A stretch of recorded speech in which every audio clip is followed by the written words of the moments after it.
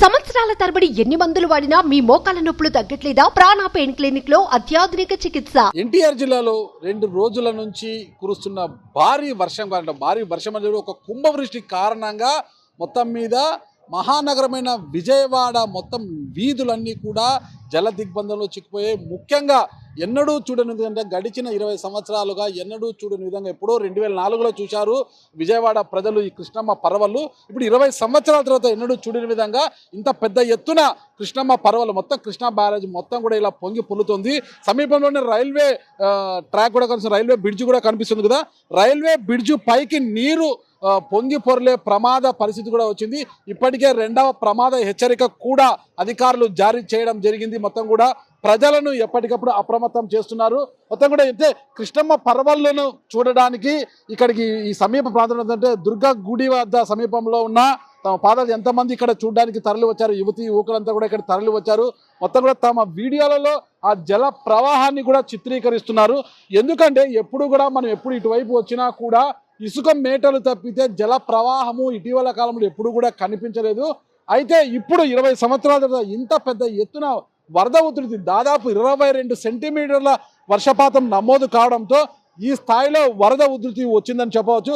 ఒక్కసారి పైనుంచి మనం తీసుకుంటే అక్కడ ఆ ప్రాంతం నుంచి దిగువ ప్రాంతం ఉంటే రైల్వే బ్రిడ్జ్ మునిగిపోతుందా అన్న యొక్క పరిస్థితి కూడా మనకు స్పష్టంగా వస్తుంది.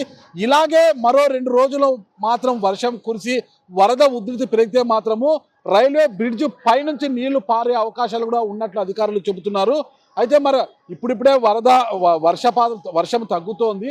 అయితే అరేబియా మహాసముద్రంలో ఏర్పడిన తుఫాను కారణంగా భారతదేశంలో 10 రాష్ట్రాల్లో వర్షము భారీ స్థాయిలో కురిసే అవకాశం ఉన్నట్లు అధికారులు చెబుతుండడంతో మరోసారి ఎన్టీఆర్ జిల్లాలో భారీ వర్షపాతం నమోదు అవుతుందా అన్న యొక్క ప్రమాదంలో కూడా అందరూ కూడా పడిపోయారు. అందరూ కూడా భయాందోళనలో ఉన్నారు. విజయవాడ నగర ప్రజలు ముఖ్యంగా ఈ కృష్ణమ్మ నది తీరాన ఉన్న విజయవాడ నగర ప్రజలంతా ఒక చిగురుటాకులా వణికిపోతున్నారు. ఎందుకంటే విజయవాడ నగరానికి పక్కనే కృష్ణమ్మ పోతుండగా విజయవాడ నడి బొడ్డున చాలా ప్రాంతాల్లో కొండ ప్రాంతాలు కూడా ఉంటాయి. కొండల పైన వేల మంది కూడా ఇంటి నిర్మాణం చేసుకున్నారు. దిగువ ప్రాంతాల్లో కూడా వేల మంది ఇంటి నిర్మాణం చేసుకుని ఉన్నారు. సాధారణంగా వర్షం నమోదు కొండ ప్రాంతాల నుంచి నీటి ప్రవాహం కిందికి వస్తుంటే రోడ్లన్నీ జలమయమవుతుంది. ఇప్పుడు అతి భారీ వర్షాల కారణంగా రోడ్లన్నీ జల దిగ్బంధం కావడంతో పాటు కొండపై నుండి కొండ చీరలు విరిగి పడుతూ ఇళ్లపై పడుతుండడంతో కూడా ఎప్పుడు ఏ ప్రమాదం జరుగుతుందో అన్న విధంగా కూడా ఇక్కడ ప్రజలు బిక్కుమంటూ ఉన్నారు. ఇక్కడ మనమే చూడవచ్చు, ఆ కొండ ప్రాంతము దుర్గగుడి సమీపంలో ఉన్న కొండ ప్రాంతాన్ని మనం చూడవచ్చు. ఇది లంక ప్రాంతము.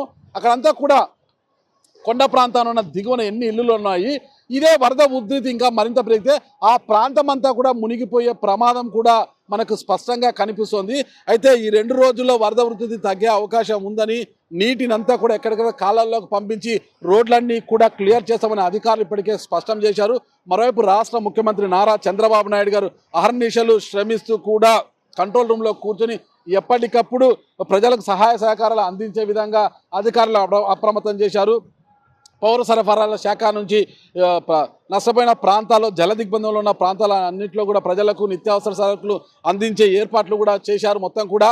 మరోవైపు ఈ వర్షం కారణంగా విజయవాడ నుంచి సికింద్రాబాద్ నుంచి విజయవాడకు వచ్చే రైళ్లను కూడా రద్దు చేయడం జరిగింది. రైళ్ల రాకపోకలు కూడా స్తంభించిపోయి మరోవైపు ఆర్టీసీ బస్సులను కూడా ఎక్కడికెక్కడే నిలిపేశారు. రోడ్లన్నీ కూడా జల దిగ్బంధంలో ఉండడంతో ఇక్కడ ఈ ప్రవాహం చూడండి ఒక్కసారి.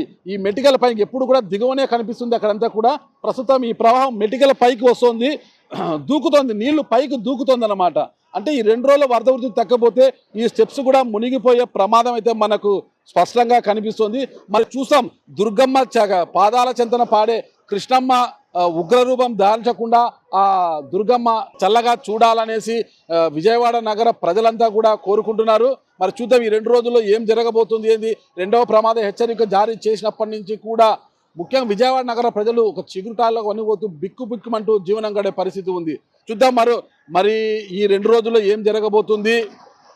విజయవాడ మహా వాయనాడు కాకుండా ఉండేందుకు ఈ దుర్గమ్మ చల్లని దీవెనలు అందించాలని విజయవాడ నగర వాసులంతా కూడా ఆమెకు మొక్కులు మొక్కుతున్నారు. ఇప్పుడు మనం అక్కడ చూడొచ్చు వరద వృత్తిలో మన రైలు కూడా వెళ్తుందన్నమాట. చాలా ప్రశాంతంగా వెళ్తుంది. అయితే ఈ వరద ఉధృతి వర్షాలు మరో 2 రోజుల మాట ఇదే స్థాయిలో భారీ వర్షాలు అంటే కుంభవృష్టి కురిసిందంటే మాత్రము ఈ వరద ఉధృతి అంటే ఈ ప్రకాశం బ్యారేజ్ ఈ వరద ఉధృతి పెరిగి కృష్ణమ్మ ఆ ఫ్లైఓవర్ నుంచి వెళ్ళే అవకాశం ఉంది. రైళ్ల రాకపోకలు కూడా రాకుండా ఉండే పరిస్థితి అయితే మనకు కనిపిస్తుంది. మరి చూద్దాం ఎప్పుడూ కూడా ఆ స్థాయిలో అంటే 17వ మీటర్ దాటి 18వ మీటర్ వరకు నీటిని మనం ఇంతవరకు చూడలేదు. 18వ మీటర్ కూడా దాటిపోతుంది. ఇప్పుడు 19వ మీటర్కు చేరువలో కృష్ణమ్మ ఉందని చెప్పవచ్చు. దీన్ని బట్టి చూస్తే మనకు ఈ 2 రోజుల్లో వర్షం నమోదయ్యే దాన్ని బట్టి ఈ వరద ఉధృతి పొంగి పొర్లుతుందా, ఈ కృష్ణమ్మ తన ఆగ్రహాన్ని తగ్గిస్తుందా అనేది కూడా మనం వేచి చూడక తప్పదు.